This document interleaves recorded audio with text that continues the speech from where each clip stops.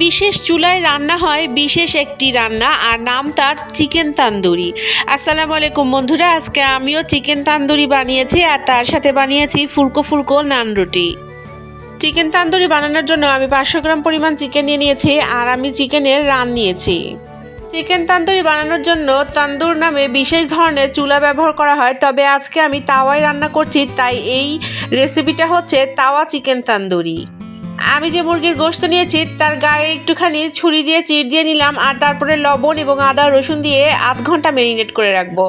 আপনারা চাইলে এর সাথে লেবুর রসও অ্যাড করতে পারেন। এখন একটি পাত্রে 1 চামচ পরিমাণ দই, তার সাথে নিয়েছি 1 চামচ পরিমাণ মরিচের গুঁড়া এবং তার সাথে নিয়েছি অল্প সামান্য লবণ। আজকে আমি বিট নুন ব্যবহার করছি আর এর সাথে আরও অ্যাড করে দিয়েছি তান্দুরি মশলা। বাজারে যে তান্দুরের প্যাকেট মশলা পাওয়া যায়, আজকে সেখান থেকে 1 চামচ পরিমাণ ব্যবহার করেছি। আমি চিকেনের যে 2টা লেগ পিস ম্যারিনেশনের জন্য রেখে দিয়েছিলাম, সেই পিস 2টাতেই আমি এই মশলাটা খুব ভালোভাবে মেখে 15 মিনিট রেখে দেব। এখন একটি প্যান নিয়ে নিলাম, প্যানে খুব ভালো করে গরম করে তাতে দিয়ে দিলাম বাটার, আর বাটারটা একটু গলে আসতে আসতেই অ্যাড করে দিব তান্দুরি চিকেন। প্রথমে ঢাকনা দিয়ে ঢেকে 3 থেকে 4 মিনিট খুব হাই হিটে রান্না করে নিব, তারপরে আঁচ কমিয়ে রান্না করতে থাকবো। চিকেনের গায়ে আমি যে মশলাগুলো দিয়েছি সেগুলো খুব ভালোভাবে চিকেনের মধ্যে ঢুকে যাবে আর খুব একটা পানিও বের হবে না।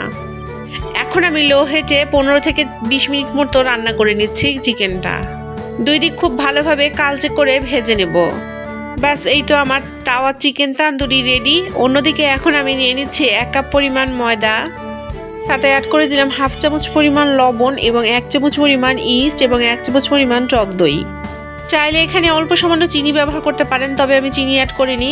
এখন হালকা কুসুম গরম পানি দিয়ে একটু মেখে নিচ্ছি। আপনারা চাইলে কিন্তু দুধ দিয়েও এই ডোটা মাখাতে পারেন।